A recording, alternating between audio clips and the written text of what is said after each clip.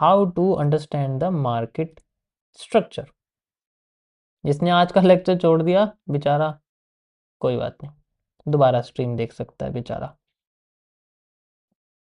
Market structure कैसे काम करता है मैं उसके बारे में आपको थोड़ी सी इन्फॉर्मेशन देता हूँ। ठीक है, सबसे पहले मैं आपको बता दूं सप्लाई क्या होती है। देखो, जब भी मार्केट नीचे गिरती है ना, उसे हम लोग सप्लाई कहते हैं। जब तक उसके अंदर दोबारा से मार्केट रिकवर नहीं करती, दिस इज कॉल्ड रिकवरी। ठीक है, इसे बोलते हैं हम रिकवरी। और फिर उसके बाद मार्केट जब नीचे गिरती है, this is called again supply. इसे हम लोग बोलते हैं कंटिन्यूएशन। ये कई तरीके का होता है और हमें सिंपली इन्हीं सब चीज़ों पे फोकस करना है। जैसे लेट से अभी मार्केट हमारी ऊपर उठ रही है, तो ये हमारी डिमांड हो गई। फिर मार्केट हमारी नीचे आ रही है, ये हमारी सप्लाई हो गई। ठीक है, और ये हमारी फिर से यहाँ पर डिमांड। सिंपल, कोई प्रॉब्लम किसी को?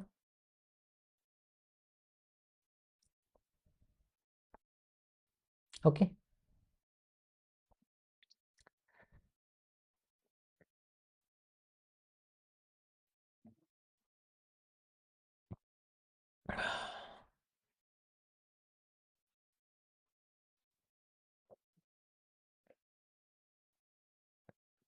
परफेक्ट। अब हमें बस, अगर हमें मार्केट नीचे जाती हुई दिखती है तो हमें हमेशा इस हिस्से पे फोकस करना है, इस हिस्से पे फोकस करना है। अगर मार्केट हमारी ऊपर जाती है तो हमें हमेशा इस हिस्से में फोकस करना है, इस हिस्से में फोकस करना है। जब ये कम ज़्यादा होते हैं तभी मार्केट हमारी ऊपर नीचे होती है, वरना वो एक ही फील्ड में जाती रहेगी। लेट से मैं आपसे कहता हूँ कि मार्केट स्ट्रक्चर कैसे क्रिएट करती है। अगर मार्केट कंसोलिडेट है, ठीक है, तो उसके कई सारे मतलब होते हैं। जैसे अगर मैं सबसे पहले आपको बताता हूँ, अगर मार्केट साइडवेज है तो साइडवेज का मतलब क्या है, रियल मतलब क्या है, इंटरनल वेज, जिसे हम लोग इंटरनल वेज कहते हैं, मैं उसके बारे में आपको बताता हूँ। साइडवेज का मतलब है कि अगर मार्केट में एक सप्लाई है, ठीक है, तो उतनी ही डिमांड है, करीब करीब उतनी ही डिमांड, यानी कि लॉस एंड रिकवरी सेम है, लॉस एंड रिकवरी सेम है। सप्लाई भी उतनी है और डिमांड भी उतनी, करीब करीब मार्केट हमारी उसी रेंज में घूमती जा रही है। ध्यान से अगर आप देखें, this is how the sideways और कंसोलिडेशन मार्केट वर्क्स।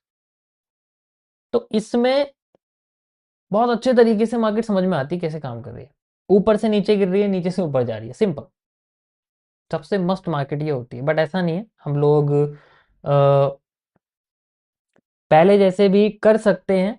मतलब जैसे पहले मार्केट चलती है, पहले मार्केट क्या चलती है, पहले मार्केट सप्लाई देती है, फिर मार्केट डिमांड देती है, फिर मार्केट सप्लाई देती है, फिर मार्केट डिमांड, तो ये सब चीज़ें सेम है।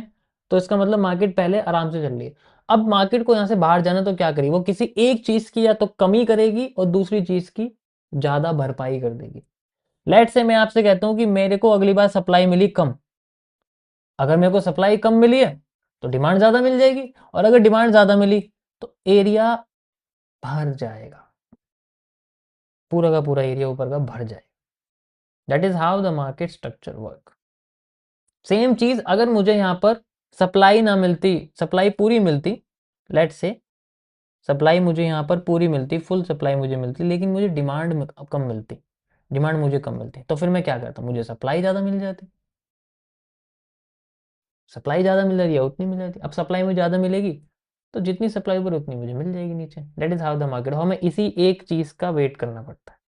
नेक्स्ट चीज़, अब बात करते हैं हम लोग थोड़े से, और ये तो साइडवेज हो गए। अब हम बात करते हैं उन मार्केट में जिनमें क्या करती है मार्केट, छोटी होती चली जाती है। जैसे मैं आपसे कहता हूँ कि भाई एक बार मार्केट हमारी नीचे आई, ठीक है, अब वो डिमांड दे रही है, लेकिन डिमांड उसने दी हमें थोड़ी कम। फिर हमें सप्लाई दी और सप्लाई भी दे दी कम भाई, और अब डिमांड भी और कम देती जा रही है और सप्लाई भी और कम दे रही है। अब हम क्या करें, that is how market squeezing, वो छोटी होती जा रही है अपने आप। अब मार्केट कहाँ जाएगी, ऐसे केस में हमें, जब मार्केट हमारी छोटी होती चली जाती है, ठीक है, तो ऐसे पूरे पैटर्न को हम लोग बोलते हैं स्पिनिंग। स्पिनिंग मतलब वो एक ही जगह पे घूम रही है। तो इस पूरे एरिया को, इस पूरे स्ट्रक्चर को अगर मैं कन्वर्ट करूं एक सिंपल सी कैंडल में, तो हम इसे बोलते हैं एक स्पिनिंग टॉप। और जब भी ऐसा पैटर्न बनता है, ऐसे कई सारे पैटर्न है जो स्पिनिंग टॉप जैसी चीज़ों को कंसिडर करे जाते हैं। जैसे एग्जांपल के लिए और भी बहुत सारे हैं, जैसे अभी मार्केट नीचे आई, लेट से नीचे आई, ठीक है, और उसके बाद मार्केट क्या कर रही है, हमें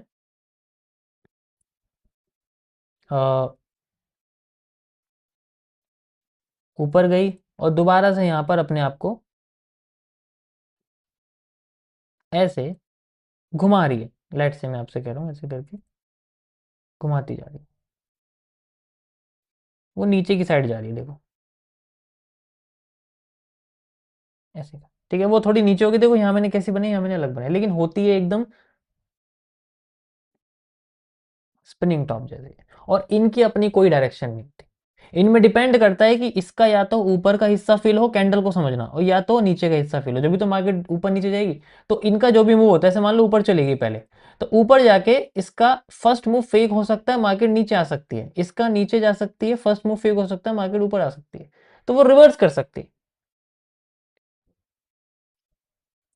यहां से भी मार्केट या तो ऐसे जाके ऐसे हो सकती है, या ऐसे जाके ऐसे हो सकती है, या फिर ऐसे जाके ऐसे हो सकती है। बट हमें इसमें से कौन सा यूज करना है, हमें इसमें से वही यूज करना है जो इसकी डायरेक्शन है। लेट से मार्केट नीचे आ रही थी, तो हम लोग भाई ऊपर वाला यूज करेंगे ताकि दोबारा से नीचे जाए।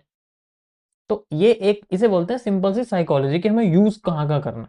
हम नीचे का थोड़ी यूज करेंगे, ट्रेंड के अगेंस्ट थोड़ी जाएगा भाई कोई। वो बेशक नीचे आ गई, पहला मूवी उसका नीचे आ गया, तो भाई वेट करो ना दोबारा से और नीचे जाने का, वो एक अलग चीज है। तो जब मार्केट नीचे आ रही है, तो हमेशा ऊपर का एरिया इस्तेमाल करते हैं ताकि डायरेक्शन में जा सके। ये सबसे ज़्यादा इंपॉर्टेंट चीज़ है, क्योंकि 90% लोगों की प्रॉब्लम यही आती है, वो हर जगह रिवर्सल यूज़ करते हैं। बता दो कौन कौन यूज़ नहीं करता, दोनों जगह यूज़ करते हो, फिर रिजल्ट कैसे आते हैं खराब से, ऐसे ही होता है। बताओ, सारे लोग कमेंट करके बताओ।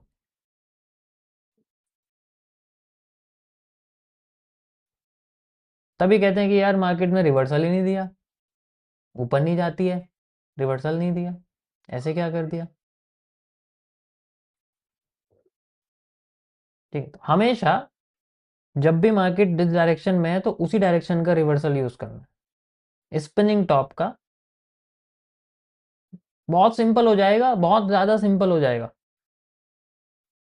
अगर लगे कि प्रॉब्लम आ रही है, कंफ्यूजन है, तो छोड़ दो उसको, दोबारा बनने दो, मार्केट को दोबारा से एक नया साइडवेज बनने दो, और फिर दोबारा उसका पहला मूव आने दो। अगर वो डायरेक्शन के अगेंस्ट है, तो वो डायरेक्शन के फेवर में जाएगा बाद में, क्योंकि डायरेक्शन के अगेंस्ट में पहला मूव आएगा ना, उसके बाद फिर वो डायरेक्शन में जाएगा। डायरेक्शन नीचे है, पहला मूव ऊपर आया, तो फिर दोबारा नीचे जाएगी। बस हमें वेट करना है यहाँ पर आने वाली सीसीपी का, यहाँ पर आने वाली सीसीपी का। यहाँ तक समझ में आया, पहले ये बताओ मुझे। देखो ये स्ट्रक्चरल एनालिसिस है, थोड़ा सा कॉम्प्लेक्स होता है, बट एक बार आपने अगर समझ लिया, ठीक है, तो मज़ा आ जाएगा, अमेजिंग रिजल्ट निकलेंगे, अमेजिंग। ठीक है, ये देखो मैंने बहुत सिंपल लैंग्वेज में आपको बताया। इसी तरीके से बहुत सारे स्ट्रक्चर्स हैं। तो आपका काम क्या है, जो भी यहाँ पर है, आपका काम है आपको हर बार इसी तरीके के कुछ ऐसे स्ट्रक्चर, ठीक है, कुछ ऐसे स्ट्रक्चर और कुछ ऐसे स्ट्रक्चर को फाइंड आउट करना है, कम से कम 100। 3 हो गए, तो 300 स्ट्रक्चर आपको बने हुए चार्ट पे फाइंड आउट करने हैं, and you will have to find out कि उसमें डायरेक्शन के साथ मूव था या डायरेक्शन के अगेंस्ट मूव था। बस आपको ये करना है।